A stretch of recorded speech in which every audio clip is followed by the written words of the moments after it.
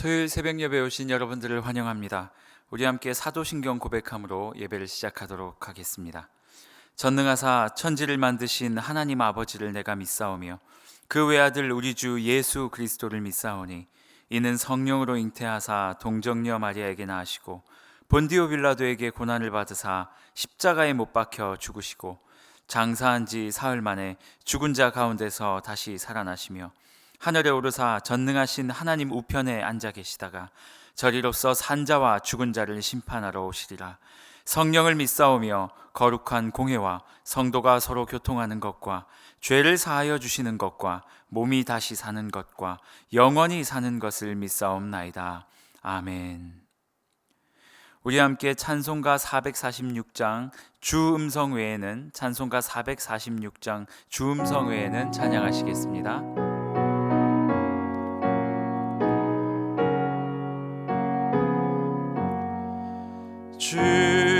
주음성 외에는 참 기쁨 없도다.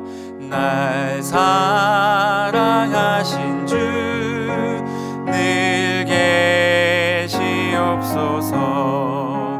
기쁘고 기쁘도다. 항상 기쁘도다.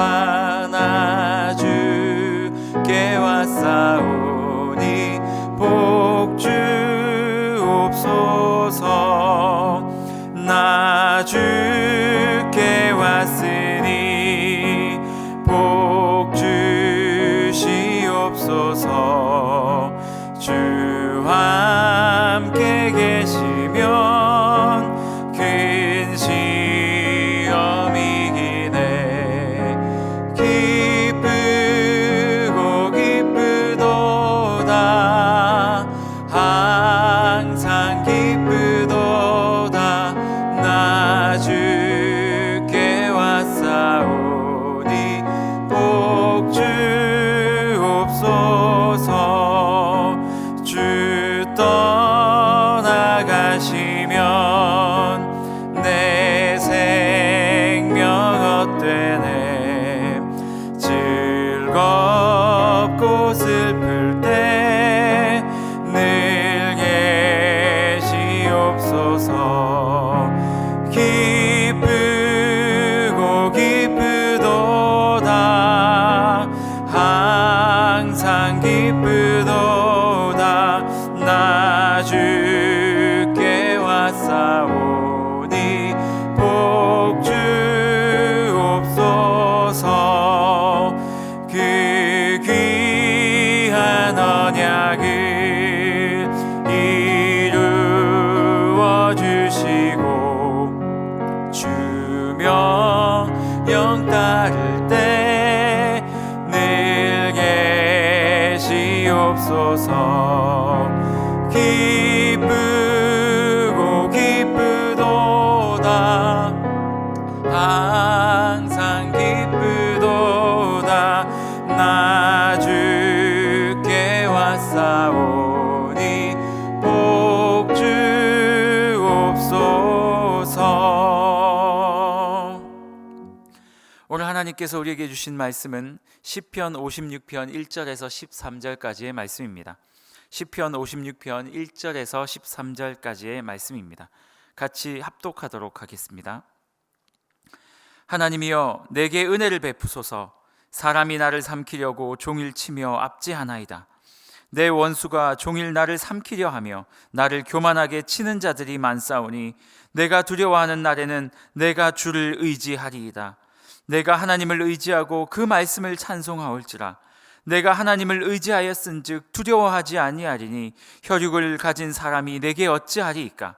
그들이 종일 내 말을 곡해하며 나를 치는 그들의 모든 생각은 사악이라. 그들이 내 생명을 엿보았던 것과 같이 또 모여 숨어 내 발자취를 지켜보나이다. 그들이 악을 행하고야 안전하오리이까. 하나님이여 분노하사 뭇 백성을 낮추소서.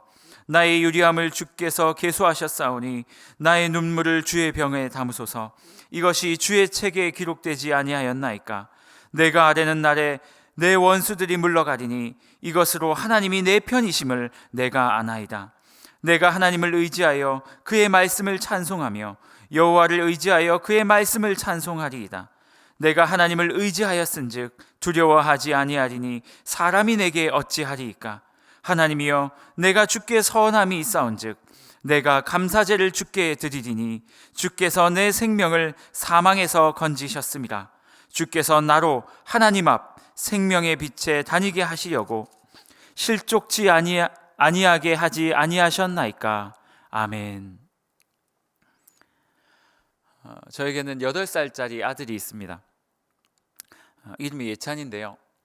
이 예찬이가 항상 무섭고 두려울 때 가장 먼저 찾는 것이 아빠입니다. 아빠. 가끔 우리 예찬이를 데리고 밖에 나갔다가 이 아이가 뒤를 돌아보지 않고 막 자기 마음대로 막 뛰어다니고, 가끔 그래서 저보다 훨씬 더 멀리 나가 있고 할 때가 있거든요. 그래서 제가 장난을 친다고 일부러 나무 뒤에도 숨어보고 다른 뒤에도 이렇게 탁 숨어가지고 예찬이를 이렇게 쳐다보고 있을 때가 있습니다. 이 아이가 실컷 막 자기 마음대로 놀다가 갑자기 뭔가 싸늘함을 느꼈나 봅니다. 아빠가 있는지 없는지 확인하려고 뒤를 획 돌아보는데 제가 안 보이는 거죠. 그럼 이 아이의 눈이 그리고 얼굴 표정이 약간 울먹울먹 울상이 될 때가 꽤 있습니다. 그때 더 놔두면 안 되겠다 싶어가지고 제가 짜잔 하고 나타나죠.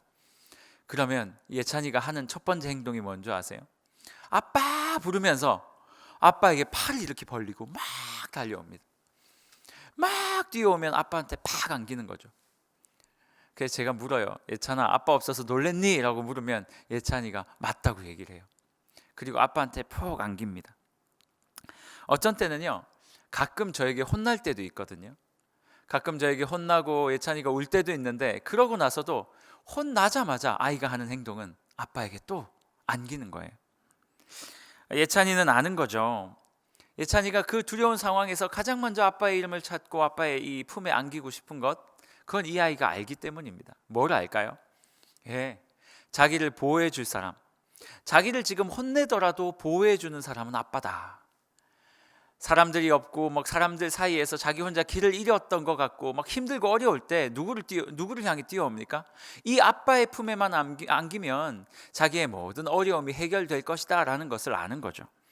그러니 어떤 상황에 처해지든지 예찬이는 아빠의 품을 찾게 되어 있는 것입니다. 오늘 본문은요, 다윗이 딱 예찬이 같은 상황, 아니요, 그거보다 훨씬 더 심한 상황에 놓여 있는 그러한 사건입니다. 오늘 본문에는 어떤 배경이 있냐면, 다윗이 이제 사울에게 계속 쫓기고 있었지 않습니까? 사울에게 계속 쫓겨서 도망을 가다가 이제 자기 이스라엘 나라 안에서는 더 이상 도망갈 데가 없는 거예요. 그래서 다윗이 어디까지 갔냐면 블레셋, 골리앗의 나라였던 블레셋까지 도망을 갑니다. 여러분 한번 생각해 보세요. 다윗은요, 골리앗은 블레셋의 가장 강력한 장수였어요. 그런데 이 다윗이 골리앗을 죽였단 말이죠. 그러니 사실 블레셋과 다윗은요, 완전히 원수지간이었어요. 그런데 그럼에도 불구하고 다윗이 자신의 목숨을 유지하기 위해서 어쩔 수 없이 가야 했던 것이 블레셋이었다라는 것입니다. 블레셋으로 겨우 도망을 갔는데, 그때 당시에 이제 가드 왕이 있었는데 이 가드 왕 앞에 다윗이 간 거예요. 가드 왕은 다윗을 이렇게 보더니 얘 괜찮을 것 같다. 신하들은 다윗을 죽이자 그러고, 또 가드 왕은 괜찮은 것 같은데 굳이 죽일 것까지야 있겠느냐. 힘이 하나도 없어져서 도망온 친구인데. 하지만 신하들은 다윗을 계속 죽이자고 이야기를 하죠. 다윗이 너무나도 두려웠던 것 같아요. 그래서 이 다윗은요, 살려고 어떤 짓을 합니까? 막 침을 질질 흘립니다. 그 신하들 앞에서 침을 흘리며 가드 왕 앞에서 침을 흘리며 자기가 미친 사람인 것처럼 행동을 해서 풀려나는 사건이 있습니다. 아마도 이 시는 그 사건이 있은 직후에 하나님 앞에 드려진 노래인 것 같습니다. 여러분, 다윗의 마음이 어땠을까요? 자신의 원수의 나라에까지 도망갈 수밖에 없는 상황. 자기의 모국의 왕은 자기를 죽이려고 하고, 그리고 원수의 나라 앞에서는 침을 흘리며 자기가 미친 채 할 수밖에 없는 그 상황. 얼마나 비참했을까요? 그들에게 끊임없이 미쳤다고 조롱을 받으며 생명을 구걸할 때 그의 가슴은 어땠을까요? 이런 상황에서 쓴 시가 바로 56편입니다. 이 시를 통해서 다윗이 하고 싶었던 말은 딱 한 가지예요, 여러분. 뭔지 아세요? 아빠 도와주세요 예요. 하나님, 저 좀 도와주세요. 하나님, 제가 이렇게 비참한 상황에 놓여 있으니 하나님께서 저를 돕지 않는다면 저는 갈 곳이 없습니다. 제가 의지할 곳이 하나도 없습니다. 하나님, 저를 도와주세요. 1, 2절에서는요 다윗이 자신의 심경을 하나님 앞에 이렇게 고백하고 있는 거예요. 하나님, 모든 사람들이 저를 괴롭히고 있어요. 사울도요, 블레셋의 왕도, 신하도 모두 다 저를 괴롭히고 있습니다. 하나님, 저 너무 힘들어요. 너무 힘들어요. 1, 2절에서 하나님께 이렇게 자신의 심경을 고백하고 있는 거죠. 하지만 다윗은요 이렇게 끝나지 않았습니다. 오늘 3절은 다윗이 이렇게 이야기를 하고 있습니다.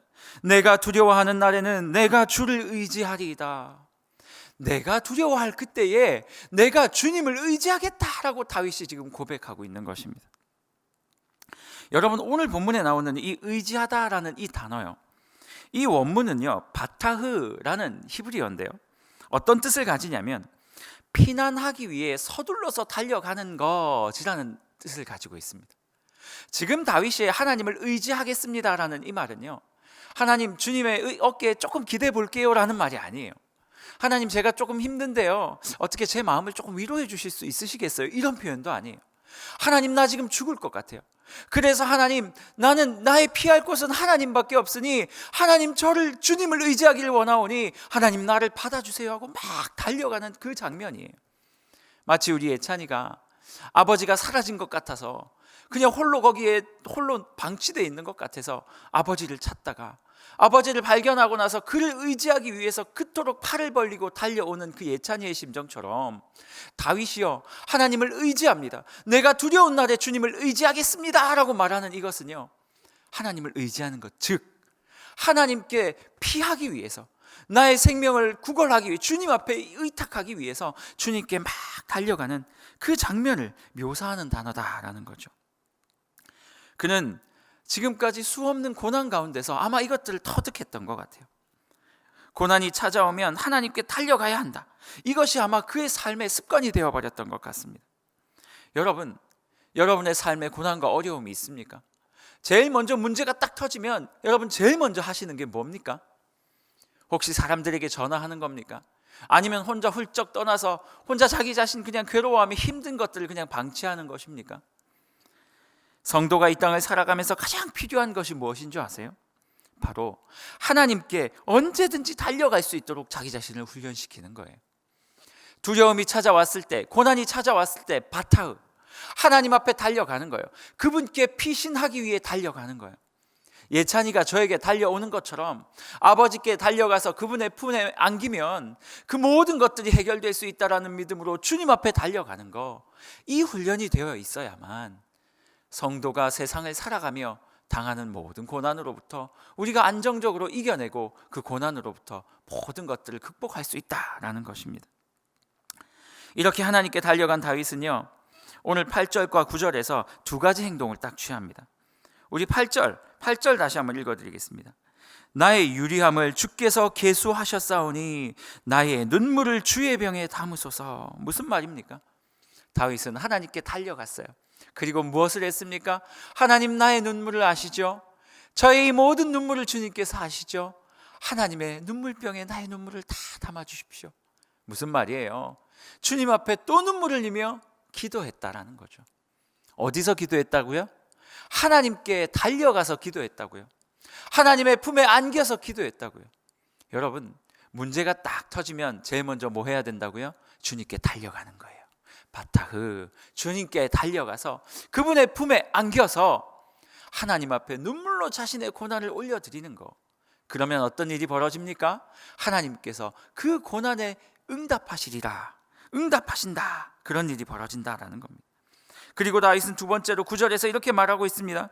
내가 아뢰는 날에, 내가 그 고통을 아뢰는 날에 내 원수들이 물러나리니 이것으로 하나님이 내 편이심을 내가 아나이다. 무슨 말이에요? 내가 하나님께 아뢰면 하나님께서 내 편이시기 때문에 내 기도를 들어주실 것을 내가 압니다 라고 말하고 있는 거예요. 여러분, 하나님 누구 편이라고요? 내 편이라고요. 어떤 사람들에게 이런 놀라운 기적의 역사가 일어납니까? 하나님께 피하는 자, 하나님을 의지하는 자, 바타흐, 하나님께 달려가는 자, 그분께 안겨서 주님 앞에 눈물로 기도하고 눈물로 기도한 그 자가 하나님 앞에 고할 때에 하나님이 내 편이시기 때문에 이 모든 어려움과 아픔과 모든 고난들을 하나님께서 해결해 주신다라는 믿음이 다윗에게 있었다라는 거예요. 여러분, 힘들고 어려울 때 어떤 일을 하십니까?